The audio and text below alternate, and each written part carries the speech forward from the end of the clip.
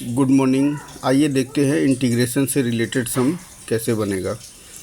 I N दिया हुआ है और बोला है so that 1/i3 i4 i3 i5 ऐसे करके साबित करना है कि ये एपी में है। तो कोई भी चीज़ एपी में होता है मतलब कॉमन डिफरेंस इक्वल होगा, this minus this equal to this minus this. तो सबसे पहले हम लोग इन तीनों का वैल्यू निकालेंगे और ये दिया हुआ है। तो एक चीज़ देखें कि यहाँ पे 2 है तो 4 है, 3 है तो 5 है, मतलब दो का डिफरेंस है। तो आई एन दिया है तो यहाँ से आई एन प्लस 2 निकालेंगे। यहाँ से हम सॉल्व कर रहे हैं, आई एन से हम आई एन प्लस 2 निकालेंगे। तो ये होगा π/4 0, ये होगा 10x, इसका पावर में ये हो जाएगा, रिप्लेस हो गया है, and this is 1 and this is 2। अब दोनों को ऐड कर देंगे तो आई एन और ये हो गया आई एन प्लस 2। तो ये हो गया 0 to 4, 0 to π/4, 10 का पावर nx और dx, और ये हो गया 0 to π/4, 10x का पावर n प्लस 2 और dx। अब हम इन दोनों में से कॉमन ले लेंगे। कॉमन क्या होगा, यहाँ भी 10 का पावर n है, यहाँ भी n है, ठीक है।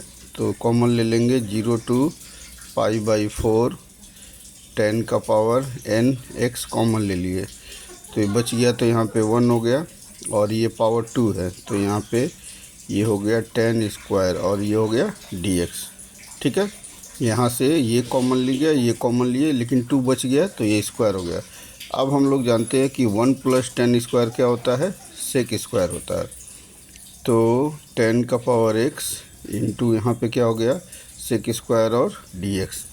अब सिखाया क्या गया है कि जब भी 10 और सेक रहेगा तो z मान लेंगे, z इक्वल टू 10x। तो यहाँ पे dz इक्वल टू हो जाएगा सेक स्क्वायर x और dx, ठीक है। यहाँ तक हो गया है। इसके बाद इस साइड में कर रहे हैं आई एन, फिर आई एन प्लस 2। तो 0 to π/4 था, यहाँ पे वैल्यू कितना था 0 to π/4, लेकिन अब ये z के टर्म में आ गया है तो यहाँ पे क्या करना पड़ेगा, कन्वर्ट करना पड़ेगा। यहाँ पे x, यहाँ पे z। जब यहाँ x का वैल्यू 0 था तो यहाँ पे 0 बैठाएंगे तो z का भी 0 होगा, और यहाँ π/4 बैठाएंगे, x का π/4 बैठाएंगे तो 10 π/4 1 होगा, तो ये z का 1 होगा।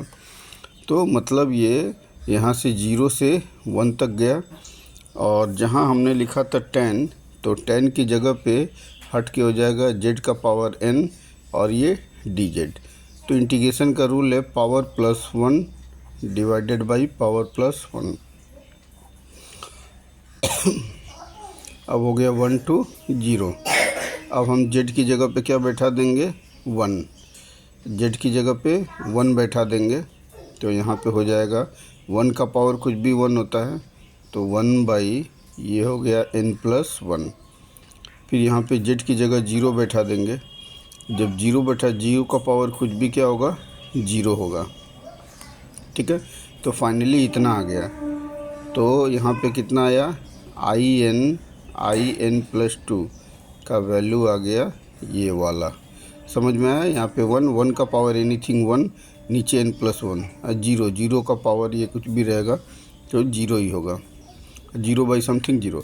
अब क्या करना है, 2 और 4 निकालना है। यहाँ पे 2 और 4 का वैल्यू, तो यहाँ पे अगर हम 2 रखेंगे तो यहाँ पे 2 to 4 हो जाएगा, ठीक है।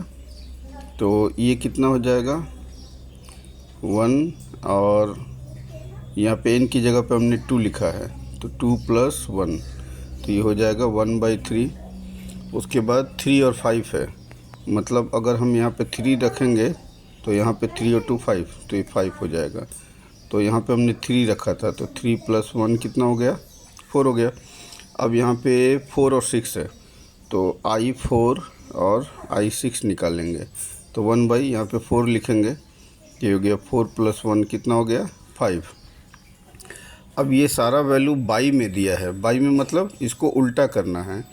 तो अगर हम 1/3 को उल्टा करेंगे रिवर्स, 3 हो जाएगा, ये 4 हो जाएगा, ये 5 में है। आर इन AP, ये AP में होगा, क्यों होगा, क्योंकि 4 में से 3 गया 1, और 5 में से 4 गया 1, कॉमन डिफरेंस सेम है इसलिए ये AP में होगा। तो फिर से एक बार देख लेते हैं कि यहाँ पे 2 का डिफरेंस था, उसी लिए हमने n+2 लिखा था। अगर यहाँ पे मान लीजिए 2 है, यहाँ 5 रहता तो 3 का डिफरेंस है तो n+3 लिखते हैं। तो ये सम को हम लोग ऐसे ही बनाएंगे, in+2 निकाल लिए, फिर यहाँ से ये फाइनल एक्सप्रेशन ये वाला बहुत काम का चीज़ है। अब यहाँ पे बारी बारी से पुट करते गए, एक बार 2 रखे तो 4 हो गया, 3 रखे तो 5 हो गया, 4 रखे तो 6 हो गया, और ये वैल्यू है। और यहाँ पे बाई में है इसीलिए हमने क्या किया, इसको उल्टा कर दिया और ये देखा कि फाइनल रिजल्ट AP में आ गया। तो इस तरीके से हम लोग क्या करेंगे, सम को सॉल्व करेंगे। Thank you.